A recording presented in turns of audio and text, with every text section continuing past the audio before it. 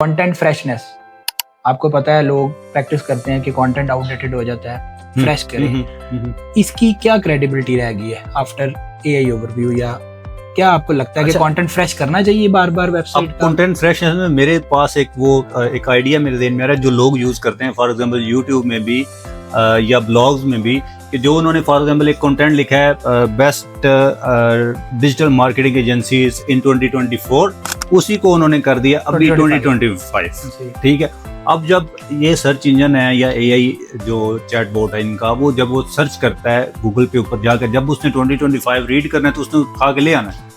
Title में आ गया कि जी 2025 है, तो फिर कंटेंट बेशक उसमें अब पुराना ही पड़ा होगा उसका, ठीक है, तो फिर वो फ्रेशनेस जो है या यूनिक कंटेंट या न्यू कंटेंट या उस पेज की अपग्रेडेशन, जैसे गूगल कहते हैं कि पेज रैंडमली अपडेट होना चाहिए, वो चीजें नहीं हो रही। तो ये तो काफी सारी चीजें हैं जिनमें कन्फ्लिक्ट आ रहा है इस AI और मुझे लगता है कि ये गूगल इटसेल्फ जो है ना वो कंफ्यूज है, ये सर्च इंजन, क्योंकि उनके पास अभी तक कोई, मैं आपको एग्जांपल देता हूँ,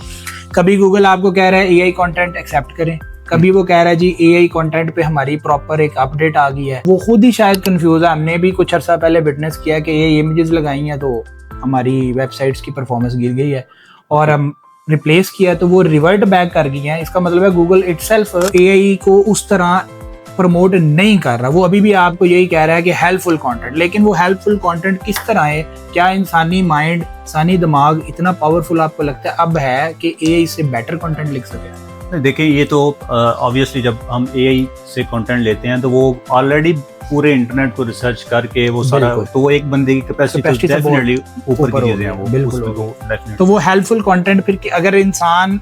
कोई ऐसी टर्म, कोई ऐसा कॉन्टेक्स्ट, कोई ऐसी रिसर्च नहीं लिख सकता जो एआई के डेटाबेस से बाहर हो,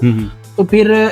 हेल्पफुल कंटेंट किधर गया? वो हेल्पफुल कंटेंट, फ्रेश कंटेंट भी नहीं, क्या वो फ्रेश, वो जो भी फ्रेश है या जो भी हेल्पफुल है वो तो अल्टीमेटली एआई ओवरव्यू में ऑलरेडी सेव है, या एआई खुद ही उसको जनरेट, क्योंकि हमने भी, फॉर एग्जांपल मैं ये करना चाह रहा हूँ कि कोरोना वायरस की वैक्सीन कितने % लोगों ने लगवाई है, तो वो मैंने डाटा किधर से लेना है? गूगल से या एआई? जब मैंने एआई से डाटा ले लिया, मैंने उस एआई से डाटा उठा के पेस्ट कर दिया अपनी वेबसाइट पे, तो उसकी क्या प्रैक्टिस का कोई फायदा है? ना, क्योंकि वो एआई ओवरव्यू ने आप तक आने नहीं देना, ट्रैफिक आने, और इररिस्पेक्टिव टू दैट वो नीचे गूगल ऐड तक भी नहीं जाने दे रहा, डाटा नहीं जाने दे रहा, और ड्रॉप हमने विटनेस किया है कि ठीक ठाक चीजें ड्रॉप हुई हैं, ट्रैफिक ड्रॉप हुई है। इवन अभी मैं थोड़ी देर पहले देख रहा था कि 3% गूगल की ट्रैफिक ड्रॉप हुई है। गूगल ने तो क्लेम किया था कि हमारी 30% ट्रैफिक या 40% इंक्रीज कर गया, लेकिन अभी रियलिस्टिक में वो कह रहे हैं 2 to 3%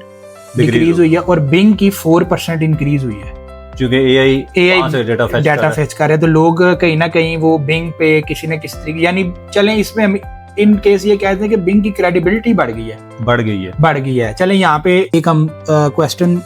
मेरे माइंड में है, आप अभी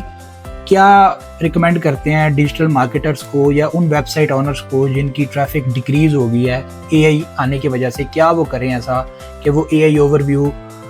या एआई ओवरव्यू ना सही, वो चैट जीपीटी या जितने भी ऐसे एलएलएम मॉडल्स हैं उनमें वो उनकी अडॉप्टेबिलिटी इंक्रीज हो जाए? क्या हमें करना चाहिए? क्योंकि हार्ड एंड फास्ट तो भी किसी के पास इस चीज का, I don't think so, Google के पास भी इसका आंसर नहीं है, वो खुद कंफ्यूज है। तो हमें क्या, आपको क्या लगता है, हम उसको ट्रेन करें कि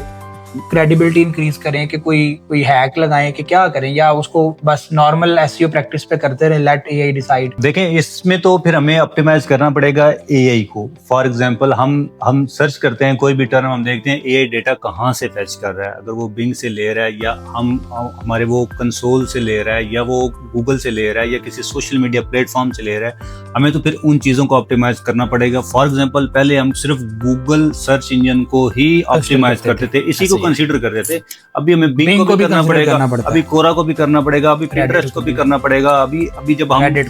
को भी करेंगे, और सारे टूल्स में जितने भी सोशल मीडिया हैं, हमें सब में, फॉर एग्जांपल हम अभी A2Z लर्न हब पर सर्च कर रहे थे कोर्स, ठीक है, हम पहले नंबर पे आ रहे हैं। एआई हमें रिकमेंड कर रहा है कि गुजरात में अगर आपने आर्टिफिशियल इंटेलिजेंस का कोर्स करना है तो A2Z लर्न हब सबसे पहले आपको चैट जीपीटी जो है वो खुद ही एआई ओवरव्यू गूगल का वो रिकमेंड कर रहा है, ठीक है। हमने डेफिनेटली उसको मल्टीपल प्लेटफॉर्म के ऊपर इंडेक्स करवाया है, उसके ऊपर वर्किंग की है, तब जाके हम वहाँ पे टॉप पे शो हो रहे हैं। तो डेफिनेटली हमारी वर्किंग एआई आने से कम होने की बजाय बढ़ गई है, कंपटीशन मजीद बढ़ गया। पहले हमें एक प्लेटफॉर्म को मैनेज करना पड़ता था, अब हमें सारे प्लेटफॉर्म को मैनेज करना है ताकि हम सबको कलेक्टिवली मिला के एवरीवेयर ऑप्टिमाइजेशन का कॉन्सेप्ट अप्लाई हो गया, ये मैंडेटरी हो गया। अगर आपने चले यहाँ पे आपकी एक बात काट रहा हूँ मैं, जो आपने अभी बताया, आपको क्या लगता है जो चैट जीपीटी हमें डाटा दिखाता है वो सेम डाटा XYZ यूजर जो USA में है उसको भी सेम डाटा दिखाएगा? नहीं, ऐसा नहीं होगा, डिफरेंट डाटा दिखाएगा। डिफरेंट, क्योंकि